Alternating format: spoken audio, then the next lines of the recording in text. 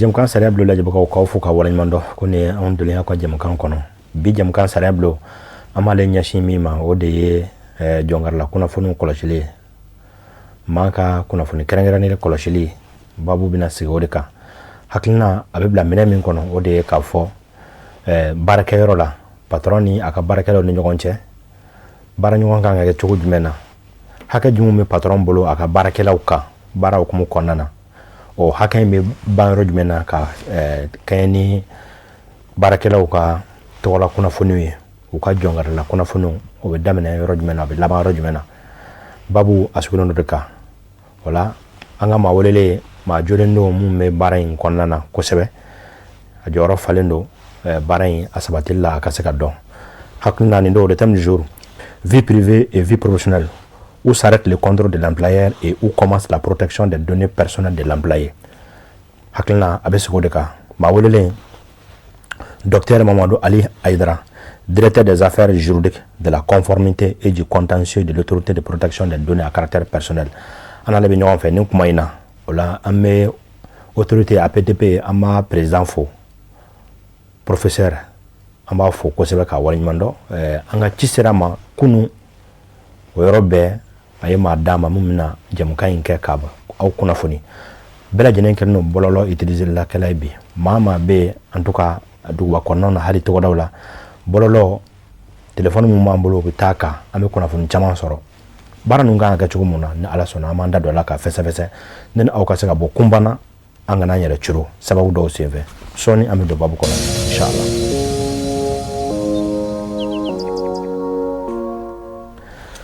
Monsieur le directeur Aïdara ambi foki wali mando isoni na kana ninkenenka amunye anga demane la se autorité nyama bama o kadana daga ki blakana wala mi foki wali mando ba arufo ka awuli mando puisque cikan sile jamana anga autorité nyama ko kanga na kana jablike puisque abuka demale abuka ale deme aka barala baramu noye ka kuno fune nyama ndi jamana kana duma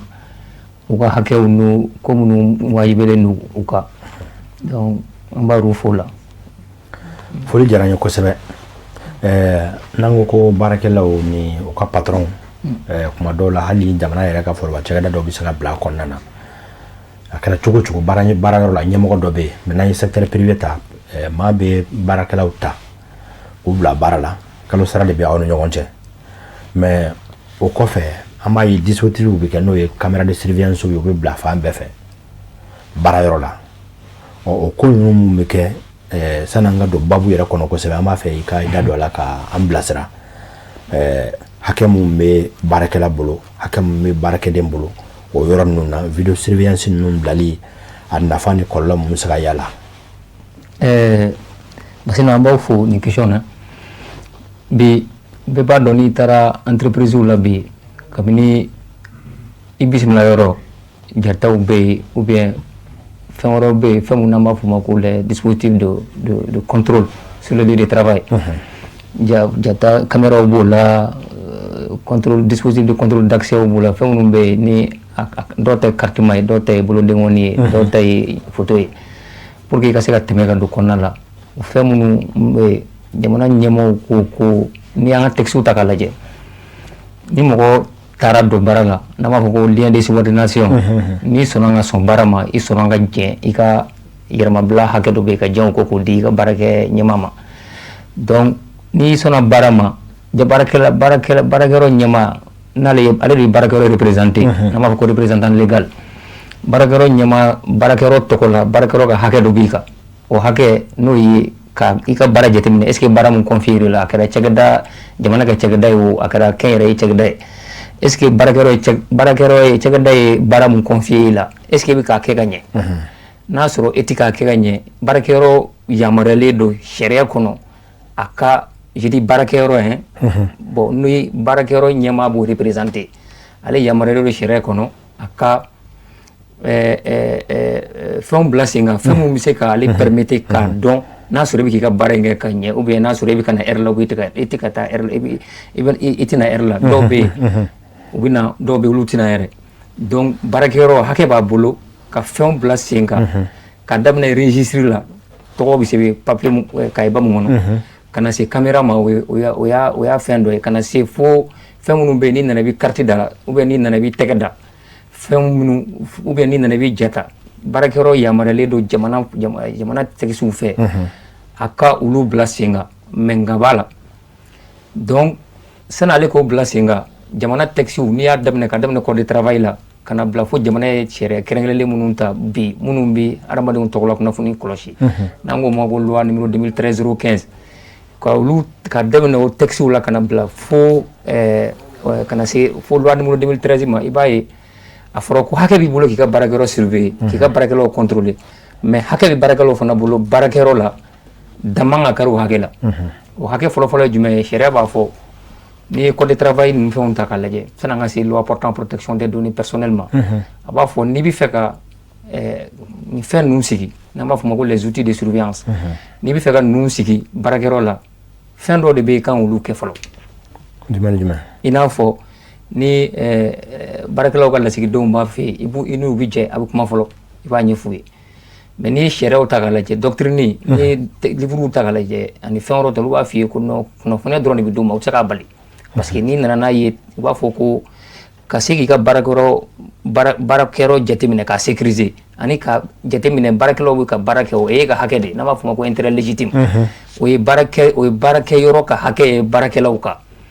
donc mais ka baarakɛlaw yɛrɛ kunnafoniya o fana ye baarakɛlaw ka hakɛ ye baarakɛyɔrɔ kan hali n'a sɔrɔ u tɛ se k'a bali u ka hakɛ don i kan e ka kunnafoniya d'u ma k'a fɔ ko ne bɛ fɛ ka nin fɛn ninnu installer baarakɛyɔrɔ la n'i m'a kɛ e ye sariya sɔsɔ kɛ a bɛna bila fɛn wɛrɛ kɔnɔ n'an b'a fɔ ma ko espionnage a bɛna bila o domaine kɔnɔna na o dun n'i ye code pénal ta k'a lajɛ ɲanginiw caman b'o la donc pour que ka se ka na babu an ka kuma kɔnɔna la c'est à dire baarakɛyɔrɔ kan ka jumɛn de kɛ fɔlɔ n'o an ye information fɔ baarakɛlaw ka lasigiden minnu bɛ yen kunnafoniya dilen k'olu ma baarakɛlaw bɛ baarakɛla kelen-kelen informer ni tableau d'affichage b'i fɛ yen i bɛ se ka kunnafoniya di k'a fɔ ko bon baara taabolo kɔnɔna na pour que ka se ka baarakɛyɔrɔ sécuriser ka dilan ka mɔgɔw ka hakɛw kɔlɔsi ka mɔgɔw kɔlɔsi an bɛ fɛ ka caméra sigi donc o kunnafoniya bɛ di baarakɛlaw ma mais o bɛɛ la mun bɛ na o bɛɛ ɲɛ o ye i ka taa yamaruya papier ta jamana ka cakɛda kɛrɛnkɛrɛnlen mun sigilen bɛ pour que ka yamaruya papier di o la o yamaruya papier bɛ di jamana ka cakɛda kɛrɛnkɛrɛnlen mun ma o ye jamana ye cakɛda mun sigi ni loi numéro 2013-015 n'an b'a fɔ ko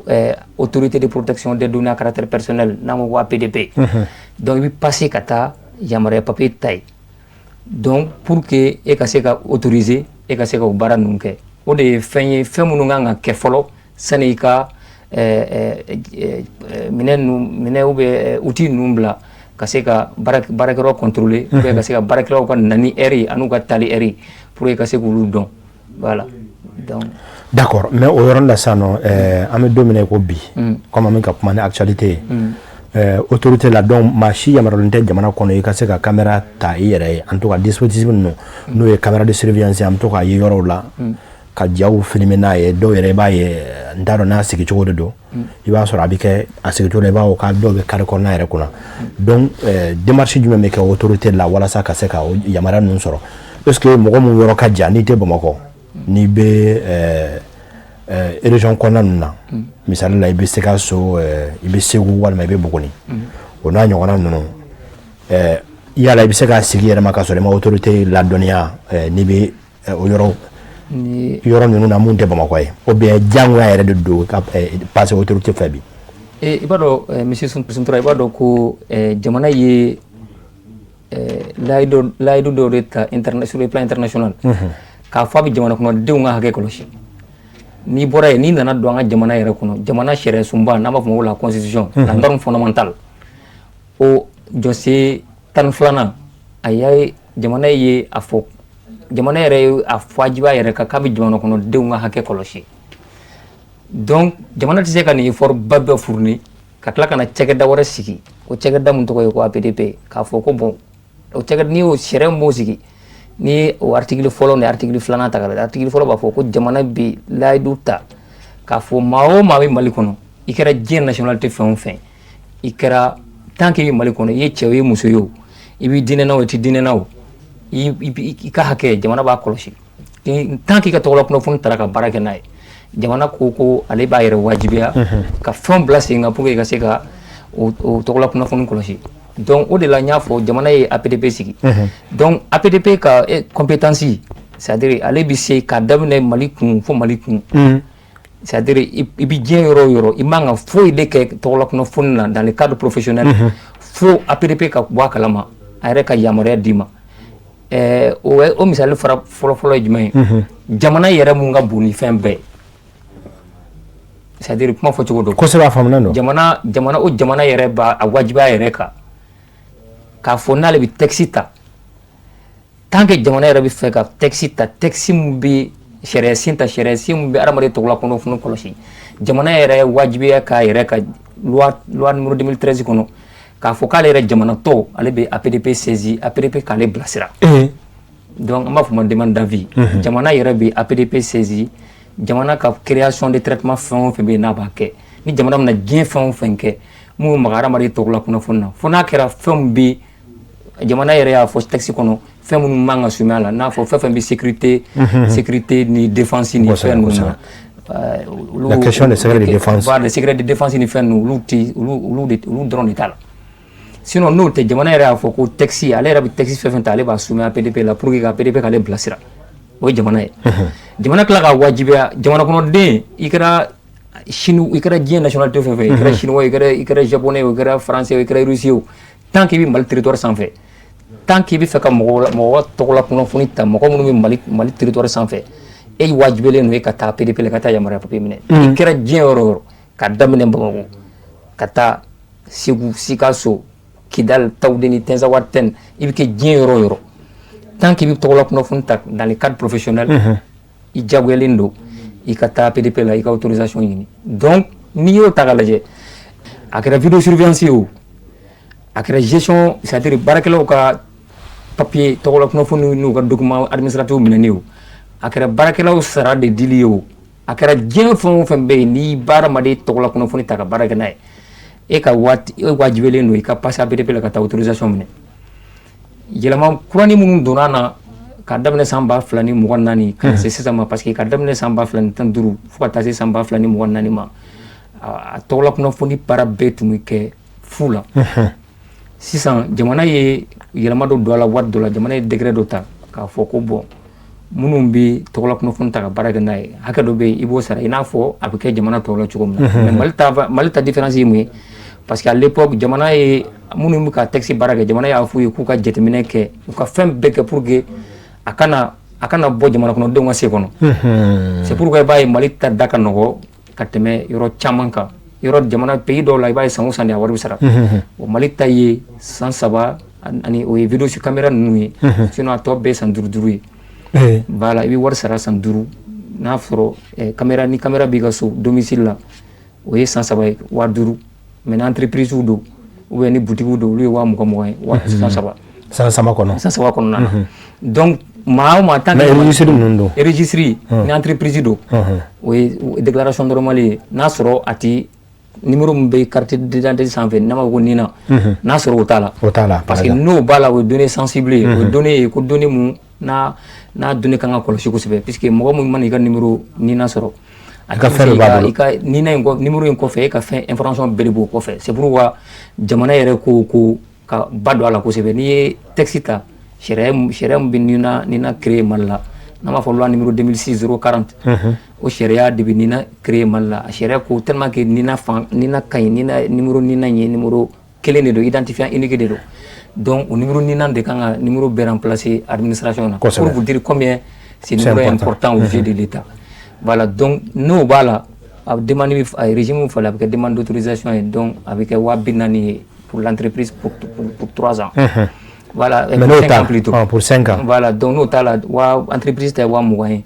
voilà donc pour 5 ans vidéo surveillance dɔrɔn de ye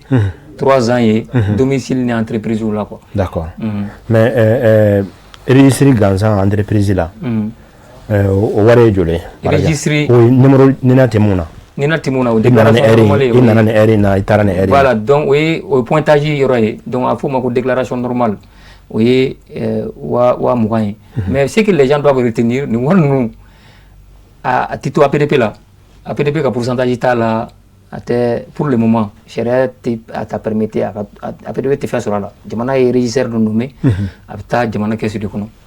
voilà contrairement à beaucoup de peut-être dont natala abna fallait même bi am wati na bi jamana ka régisseur mum APDP la war bebe sarwe t'a fait na quoi famna voilà une femme meni donc ala je boutique mum be no ni ma okere no ka camera u blala ay manju beta ka baraka na hera ko mbulu wa ketene aka gele ki be do boutique kono be sugu la jango sugu ba konna la yoroban na ni ma camera so ray do camera kelon kelen fa ka so autorisation de dire no ala iba don ka ika camera sigi ka rola ika hake de do be hake bi be bulu ka ika yoro sécuriser mais kana ñine ka fo bi mamu fana filmer lu fana ka hake de bulu quoi hake de bulu fana bulu jamana yi bi jamana ka sharia sumba kana bla jamana texte chama na be ba fo ko adamade ka vie privée koloshi adamade ka hake surtout ni ajata oda to je jamana texte ta kala je aba fo ko bon hake be bulu chukom na ka camera sigi hake bene bulu ne mu filmer ka jir a fone ye sanne ka dogo camera be c'est très important. C'est pourquoi avoir de information préalable ni chere sinta chere mumbi APDP sigi amba foko chere mumbi ara mari to la kuna funu koloshi malla aba foko ni o josen tandurunata aba foko mamu mu camera sigi akira mo ni bi mo to la kuna funita ika informer information digwe pour que kaseka aka yamare soro ni information dena ma ko camera bi fe ni le te ka filmer mi sigi parce que ne ka hake de do ne jatita e ka hake do chugum na ki sécuriser ne fana ka hake ye ne ka hake ben jaga c'est pourquoi abu foko ni bi mo enregistrer ni un opérateur de téléphone mobile nun ta laje wa fi ko ni tro ko numéro do wuli wa fi ko bon ni kuma yimina enregistrer voilà donc pour les besoins de voilà donc de service donc c'est très important il faut de mo information préalable mo nga bara e ko mo ka conversation enregistrer sharia ba wajibi ka mo conversation enregistrée ika fois tiki ka foko conversation yemina enregistrée voilà c'est ni ka enregistré ni mo ke code pénal be apta espionnage audiovisuel la donc oui apta espionnage la quoi donc oui tay quoi donc ni bi caméra sigi jabu ya do ika information di mo ma ibaye folo andimisellement ni ko na vacances la bunu ko be foko shi bi ay plaque wi chien méchant bon yaro chien méchant ko do racisme donc caméra de be donc information nga ngandi mo koma après ça ko wulu farman be ano i ko la shi wulu farman be wulu wala dessin be voilà donc c'est ça caméra dessin be papier sans fait kayira ko caméra ben sen kono wa fo mo ko chamba fi ko no ko caméra si ko nga zoom ne bon pour moi ne ka hakla ni bi se ga shoni bali o de hera ka buika shoni kele équipe na la procédure là parce que ni caméra B ni affiche B ça permet de dissuader c'est comme ni ko wul farma so kono abi mo permettre ka na soro mo mu fe ka doni intention mu atigi bi amiri chien chama voilà o ya follow flana ni mo ka information préalable ma di mo ma o ya damana kuma wore devant ça abi dépend juge là quoi juge civil kaka ni ibo nyedon ni juge pénal kaka voilà donc c'est pourquoi c'est très important ka information nous dit au bébé parce que e ka caméra autorisation ti dima war sara balade mais après peut caméra autorisation dima tant que affiche nous te papier là tant que condition be marini voilà donc wo kana miri ko war sara drone do ita war sara drone abane i war sara mais tant que information nous be condition nous be reninte caméra autorisation te dima voilà donc d'accord docteur o yoro famna donc c'est ça e ka kuma ngora e ka fo ma chiti hal ni kara directeur de service par exemple un directeur régional yoro Mali kono parce que les régions là c'est très souvent les directeurs régionaux qui sont là e bana ke bara nyamo e ba fa kanim bla e ka service yoro la e ka entreprise nyamo be e kara jamana ka chagana do nyamo e wajiba no ne bina camera sigi ka temene sera ne fa e mana ke jema mai c'est-à-dire jamana bi taxi ta domuna jamana ma ba mana ako ko ma be Mali kono ikira dien nationalité fen ikira dine fen ni rete dine na ite dien fen na jamana ba wajiba ika principe munu be jamana ay principe mun fo texte mun loi kono no yi pour que ka se ka camera daka ka fo ko camera yi ko ni tara supermarché la etiquette ndo ya to ko ndoro fendo sabe ko halal al halal pour que ka camera jete camera daga lu fe licite kay ibi ikale ni mu ikale ni daga juju ñu fe o ye jamana e taxi shere mun fo kulu de badu shere ko ni bi camera sigi barakero la akara camera akara gen fon fe na be contrôle de ke ni sana privé taxi rekana ni code de travail ta be fi ko d'abord kon préalable condition de bala afiye ko fofo be ko tanka be changement do barata chola ini barakla wala sigi do nga sigi kapma donc ni loi portant protection des données personnelles ka ikra bien entreprise fon fait ikra structure publique fon fait abi fo ikairon keni moko ye iko informer am ne marion ke ka notike affiche ke ka aglo note mu yɛrɛ préféré lo bela o ye ka a ci bɛɛ ma ah bon olu tɛ se ka bali dɛ parce que o ka faamuya c'est pour prendre en compte l'intérêt légitime cakɛda ka hakɛ de don ka cakɛda sécuriser mais loi numéro 2013 dafara ni délibération mu parce que i b'a dɔn APDP ye autorité administrative indépendante et c'est pas n'importe quelle autorité administrative indépendante, c'est une autorité administrative indépendante de régulation. Droit administratif là, niveau régulation. Allez bi hacker d'odima. Il faut que c'est réglementaire, c'est que sharia defalauta.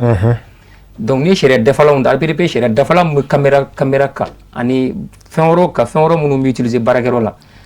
Abi fiye ko information préalable ma jabwe. Abi foko représentant du personnel ou rencontrer les ma jabwe abi fiye ko autorisation ñini ma jabwe ni ma autorisation ñini o fana ya dama problème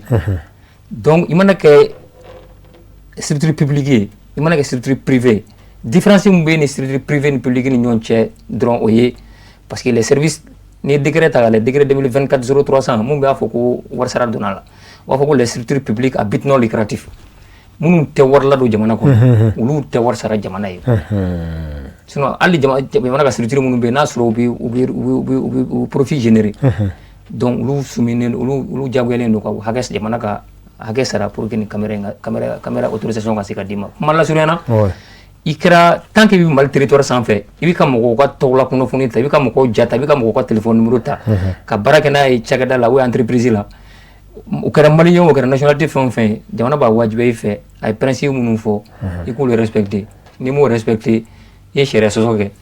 bon n'i taara n'a ye APDP ka sanction na APDP bɛ se ka sanctionner bi o kɔfɛ maa minnu b'a kalama yɔrɔ Mali bɛɛ b'a kalama bi k'a fɔ ko pôle national de lutte contre la cybercriminalité bɛ yen donc n'i ye code pénal ni code procédure pénale modificatif ta la loi modificative du code de procédure pénale en 2022 qui fait suite à l'adoption de la loi numéro 2019-056 là, portant répression de la cybercriminalité. Il va y avoir pôle courant de créer, aller article courant de créer, qu'à pôle créer, qu'à beaucoup pôle de nasigi pour que ça ni infraction non. Donc depuis loi numéro 2022, loi depuis 2022, procureur compétent Mumbai intervient protection des données aspect pénal là. Au pôle national de lutte contre la cybercriminalité. Donc, code pénal courant ni au taco léger. Article 329 et suivant. Abi fo mo mi caméra si. Barakero aka barchega dairo lo barakero la kasoro yamara pe tabolo. O sanction fo abitase fo santuru kasoma. Yes. Voilà. Wati ko ntara ka ambolo da peu docteur nyingali ya ko chamamba de be. Akacha ko ya atira ra de. Atira. Aye aka ko foni do soro communiquer do soro. Min sera le 14 août 2026. Ouais. A kɔnɔna na a ye fɛn caman fɔ ko plainte b'a la ka caya maaw bɛ ka filmeliw kɛ k'a bila réseau kan nin ye nso ye nin ye n ka sanu sonya nin ye n ka wari sonya nin y'a kɛ tan alors an y'o communiqué min ye e bɛ se ka mun fɔ an ɲɛna communiqué in yɛrɛ laɲini kan autorité ka laɲini ye jumɛn nin ko in kɔnɔna na. Là c'est une bonne question. I b'a dɔn mɔgɔw k'a faamuya jamana ɲɛmɔgɔw ye APDP sigi pour que ka jamana kɔnɔdenw an ka hakɛ de kɔlɔsi mɔgɔ kelen o kelen i ka vie privée kan ka kɔlɔsi jamana ye ka engagement de don ka daminɛ constitution na kana bila fo jamana ye texte baw t'a la donc jamana nana APDP sigi o de la pour que ka se ka jamana yɛrɛ dɛmɛ ka jamana kɔnɔdenw ka hakɛ kɔlɔsi donc jateminɛw de kɛra k'a fɔ ko bɔlɔlɔ sɛbɛlaw fɛ mɔgɔw bɛ fɛ ka kiiri tigɛ u yɛrɛ bon o dun ye fɛn ye fɛn min n'a kɔlɔlɔ ka bon kojugu ni adamadenw bɛ se ka kiiri tigɛ u yɛrɛ jamana tɛ kiiritigɛlaw bila ye kiiritigɛlaw bilala pour que ka kiiri tigɛ donc jamana kɔnɔdenw bɛ k'a dɔn mɔgɔ tɛ se k'i ka kiiri tigɛ yɛrɛ ni caméra i b'a ye sisan fréquemment u b'i bali ka mɔgɔw photo bila nin ye n ka zone ye je pense que les textes sont clairs maa minnu bɛ se ka cɛkɛda yamaruyalen de bɛ yen minnu bɛ se ka a fɔ ko recherche bɛ se ka kɛ tan quoi olu de bɛ se k'a fɔ olu de bɛ se k'a tigi photo gulon olu de bɛ se k'a photo publier bɔlɔlɔ sanfɛ n'o ye justice n'a ka bolofaraw ye bon mɔgɔ tɛ se ka mɔgɔ photo ta k'a bila Facebook réseaux sociaux sanfɛ k'i b'i ka kiiri tigɛ yɛrɛ k'a sɔrɔ jamana baarakɛyɔrɔ minnu bɛ yen minnu yamaruyalen don u k'a kɛ olu m'a fɔ i k'a kɛ n'i y'a kɛ sariya aux yeux de la loi i ye sariya sɔsɔ baara kɛ donc parce que APDP bɛ yen an ka baara fɔlɔ o ye c'est vrai an bɛ sanction kɛ mais APDP ka baara fɔlɔ ye ka kunnafoni de di mɔgɔw ma i n'a fɔ n y'a fɔ an ka kuma daminɛ cogo na donc ni dugu jɛra équipe dɔ de b'an bolo an b'a fɔ ma ko olu bɛ veille juridique technologique kɛ quoi don o waati olu kɔni bɛ bɔlɔlɔ sanfɛla fɛ ka jateminɛ kɛ puisque jamana ko de ko APDP ka mɔgɔw dɛmɛ ka kunnafoni ɲuman d'u ma pour que ka jamana kɔnɔdenw ka hakɛ kɔlɔsi bon an ka jateminɛw de bɔra k'a fɔ ko bi nin ko in bɛ ka caya kosɛbɛ